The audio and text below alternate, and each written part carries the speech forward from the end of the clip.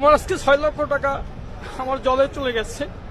এই 6 লক্ষ টাকা উঠতে আমার অনেক সময় লাগে। এই ভাই সৌদি আরব যাচ্ছিলেন, এয়ারপোর্টে আসার পরে ছিনতাইকারী তারা মোবাইল, পাসপোর্ট, ভিসা সবকিছু কিন্তু তার কাছ থেকে নিয়ে গেছে।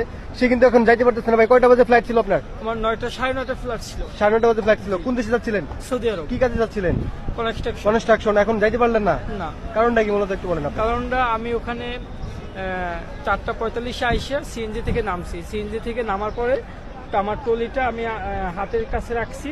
আচ্ছা। রাইখা আমি পাশে আপনার যেটা হ্যান্ড ট্রলি, যেটা আর কি, যেটা দিয়ে মাল আমরা নিয়ে যাব ভিতরে, আচ্ছা। ওই হ্যান্ড ট্রলিটা আমি দুই গজ পিছনে আগে একটা হ্যান্ড ট্রলি নিয়ে আসছি। এসে দেখি আমার ব্যাগটা নিয়ে গেছে। আপনার ছোট ব্যাগ ছিল? হ্যাঁ, ছোট ব্যাগটা নিয়ে গেছে। হ্যাঁ 45-এ। দেখেন কি অবস্থা এয়ারপোর্টের মধ্যে। ছিনতাইকারী এয়ারপোর্টের ভিতরে আমি দেখেছি, এয়ারপোর্টের ভিতরে আমাকে সিসি ক্যামেরা দেখেছি। এখানে সিসি ক্যামেরা খুব বাজে সিস্টেম, যার কারণে আমরা এত ভোগান্তিতে হচ্ছে।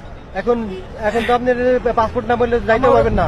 না, আমি যাইতে পারতেছি না। অনেক টাকা লস হয়ে যাবে আপনার। আমার 6 লাখ টাকা লস। ভাই যে ছিনতাইকারী নিছেন, এই কাজটা করছেন ভাই, যদি দেখে থাকেন ভিডিওটা, আপনি পার্সোনালি আমাকে নক করেন ভাই। অন্তত ভাই পাসপোর্টটা ফেরত দেন ভাই। পাসপোর্টের ভিতরে ভিসা লাগানো ছিল। হ্যাঁ। নতুন করে ভাই টিকিট কেটে দেবো, সমস্যা নাই। আপনি নিচ্ছেন, ভুল করছেন, সমস্যা নাই।